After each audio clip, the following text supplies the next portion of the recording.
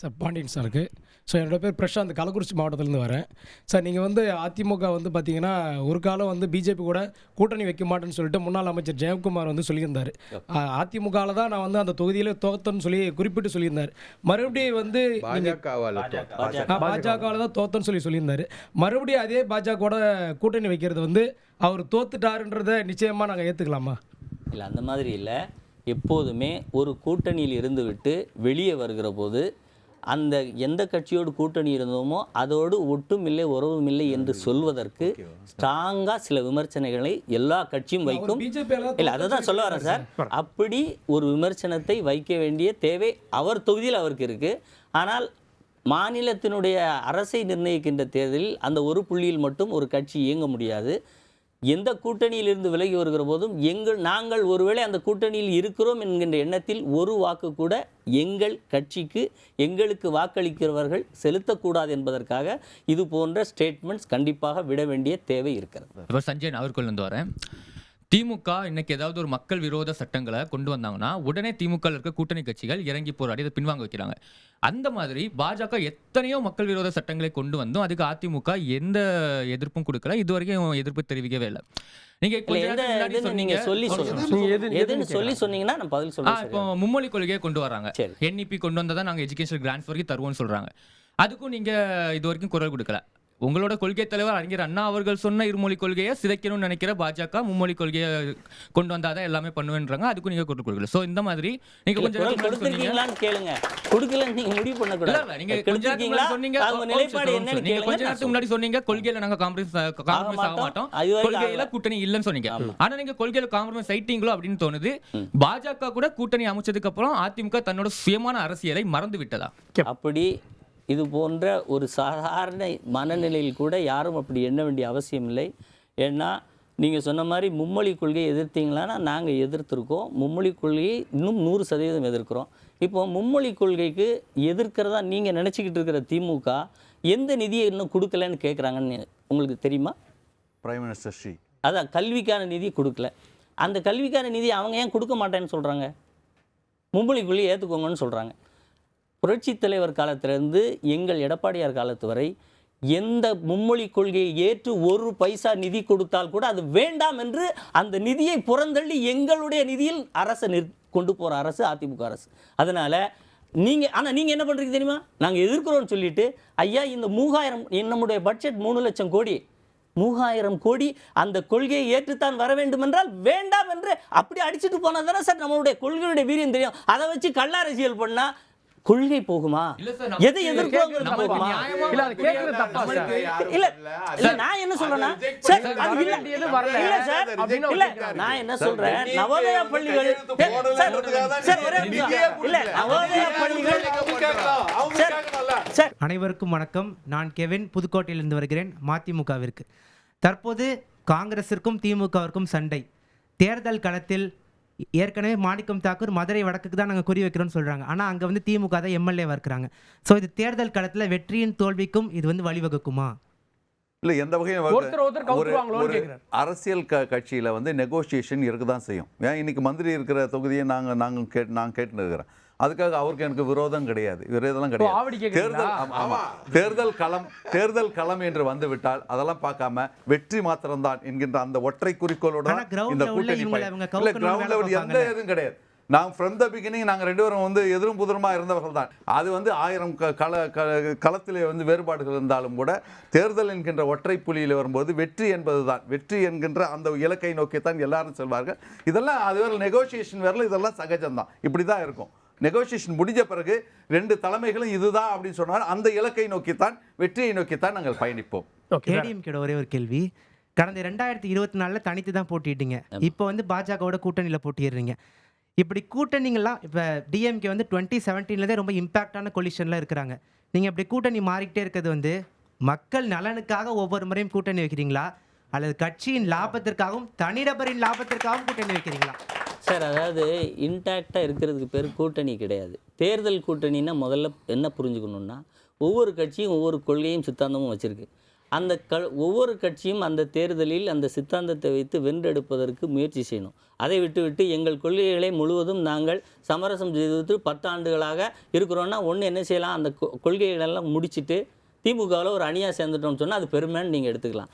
தேர்தலுக்கு தேர்தல், களத்துக்கு களம் என்ன தேவையோ அதை செய்வது தான் தேர்தல் கூட்டணியுடைய. எப்போதுமே ஒன்றா இருக்கிறதுக்கு பேர் தேர்தல் கூட்டணி கிடையாது.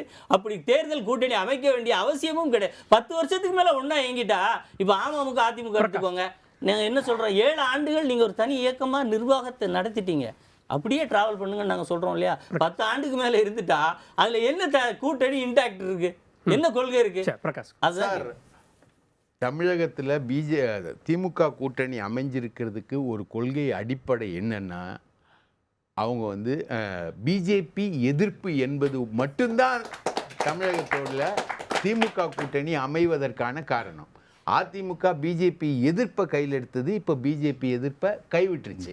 அவங்களுக்கு கூட்டணி மாற வேண்டிய நிர்பந்தம் இருக்கலாமே தவிர, திமுக கூட்டணி என்பது ஒரு கொள்கை அடிப்படையில் தமிழகத்தை இன்னைக்கு இதோ பிரைம் மினிஸ்டர் ஸ்ரீ இந்த ப்ரோக்ராம் இந்தி திணிப்பு, வகுப்புவாதம், காமன் சிவில் கோடு, எஸ்ஐஆர், இப்படி சிஏஏ, என்ஆர்சி, இந்த மாதிரி நிறைய ஆபத்துகள் வந்து இந்தியாவுக்கு இருக்குது. இன்றைக்கி ஸ்டாலின் கட்டுரை எழுதின மாதிரி மத்திய அரசை எதிர்பார்த்து மாநில அரசு நிற்க வேண்டிய நிர்பந்தமான ஒரு சூழ்நிலையில், மாநில சுயாட்சி பறிபோகக்கூடிய சூழ்நிலையில், மாநில கட்சிகளெல்லாம் இணைந்து ஒரு முன்னணியை உருவாக்க வேண்டிய சூழ்நிலையில் இன்னைக்கு ஸ்டாலினுடைய பயணம் வந்து இன்னைக்கு அவருடைய ப்ரொஜெக்ஷன் என்பது இருக்கு. ஸோ திமுக கூட்டணியுடைய அடிப்படை என்பது பாஜக எதிர்ப்பு. அதனால 10 ஆண்டுகளாக இருக்காங்க. 10 ஆண்டுகளாக இருக்கிறதுனால நாங்கள் கட்சியெல்லாம் ஒன்னா சேர்க்கணுன்ற நிர்பந்தம் இல்லை. உங்களுக்கு அணி மாறுறீங்கன்னா உங்களுடைய தேவைகள் இருக்கு, வழக்குகள் இருக்கு, அதனால நீங்க அணி மாறுறீங்க. இல்ல சார், திமுக அமைச்சரவையில் 3 1/4 அமைச்சர்கள் மீது வழக்கு இருக்கு. பயந்து நடுங்கணும்னா திமுக நடுங்கணும். இப்போ 4 ஆண்டுகளாக நீங்க நின்றதை நாங்க ஒரே ஒரு நிகழ்வு சொல்றேன், எப்படி நின்னீங்கன்னு பார்ப்போம். நான் இந்த 4 ஆண்டுகள்ல நிதி கேட்பதற்கு எப்போவாவது உங்க முதலமைச்சர் ஸ்டாலின் அவர்கள் டெல்லி போயிருக்காரா? டாஸ்மாக்ல ஈடு ரைடுன்னு அடுத்து ஓடி போனார்ல, ஓடி போனவர் நிதி கேட்டாரா? பாரத பிரதமர் மோடி அவர்களுடைய செயல் திட்டங்கள் இந்தியாவுக்கு பெருமை சேர்த்து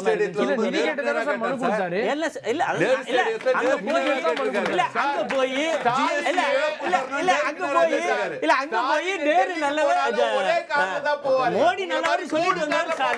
அதனால முதல்ல கருப்பு கூட பிடிப்பாரு, அதுக்கப்புறம் வெள்ளை கூட பிடிப்பாரு. உலகத்திலே வெள்ளையில கொடைய தேடி கண்டுபிடிச்ச ஒரே தலைவர் யாருன்னா ஸ்டாலின் தான். யாருமே கிடையாது சார். உங்க ஸ்டுடியோவை தவிர நான் வெள்ளை கூட வேற எங்கேயுமே பார்த்தது இல்லை. அதுக்கப்புறம் பார்த்தது ஸ்டாலின் கையில தான் சார். இது என்ன சார், வெள்ளை கூட பிடிக்க வேண்டிய அவசியம் என்ன இருக்கு? இதுக்கு கருப்பு கூட, கருப்பு பலூன், வெள்ளை கூடையா? இல்ல இதுல வேற நேருக்கு நேரா கேட்டா, நேருக்கு நேரா என்ன கேட்டாரு? நேருக்கு நேரா நேரு ஸ்டேடியத்துல இவ்வளவு தர வேண்டியது இருக்குன்னு சொல்லிட்டு நேருக்கு நேரா கேட்டிருக்காரு. 3 கார் கட்சி கேட்டாரு, வாங்குனாரா? இல்ல எந்த திட்டத்தையாவது நிதி வாங்குனாரா? பலர் கூறுகின்ற ஒரு குற்றச்சாட்டுல என்னை பொறுத்த வரைக்கும் கணிசமான அளவு உண்மை இருப்பதாக எனக்கு தோன்றுகிறது. ஒன்று, அதிமுக பாஜகவோட நேரடியாக கூட்டணி வச்சிருக்காங்க. நான் ஒன்று கேட்குறேன். 2G கேஸ்னு ஒரு கேஸ் ஒன்று ஓடிட்டு இருக்கு. எவ்வளோ வருஷமாக ஓடிட்டு இருக்கு? பல வருஷமாக ஓடிட்டு இருக்கு. டெல்லி ஹைகோர்ட்ல மேல்முறையீடுல இருக்கு. மேல்முறையீடு எப்போ? ஜட்மெண்ட் இப்போ 7 வருஷமாக மேல்முறையீட்டில் இருக்கு. இதில் 1 இன்ச் முன்னாடி நகர்ந்திருக்கா?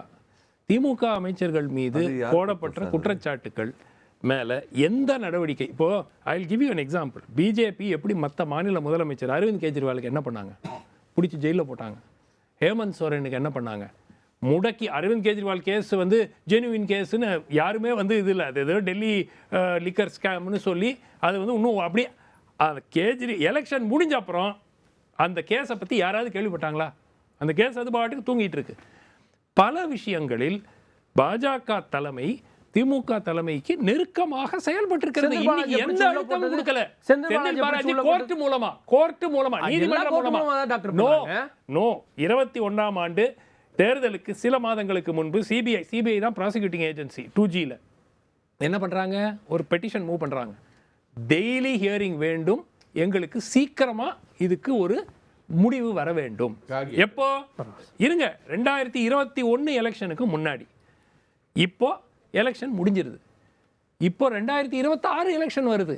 இதுக்கப்புறம் சிபிஐ அப்படியே தூங்கிடுச்சு, விட்டுடுச்சு கம்ப்ளீட்டா. அதுக்கு அந்த மேட்டர்ல 2G ஆக இருக்கட்டும், நீங்க எந்த ஒரு கேஸை நீங்க எடுத்தாலும் ப்ராசிக்யூட்டிங் ஏஜென்சி யாருன்னு பார்க்கணும். ப்ராசிக்யூட்டிங் ஏஜென்சி கவர்மெண்ட் இல்ல. அப்போ திமுக சாதகமா மத்திய அரசு நடந்துக்கிறதுன்னு சொல்ல வரீங்களா? நிச்சயமாக. இதுல என்ன அப்பட்டமா தெரியுது? அதிமுக மேல என்ன கேஸ் இருக்கு? இல்லைங்க, விஜயபாஸ்கர் மேல என்ன கேஸ்? இல்லைங்க, ஸ்டேட் கவர்மெண்டே ப்ராசிக்யூட் பண்ணலையே. இவரு மேல எடப்பாடி மேல எம்ஆர் விஜயபாஸ்கர் மேல ஒரு ஃபைல் இல்லன்னு சொல்லிட்டாங்க கவர்னர் ஆபீஸ்ல. ஆனா இவங்க கூட்டணி விட்டு 2019 செப்டம்பர்ல வந்த உடனே ஃபைல் இஸ் வித் அஸ்.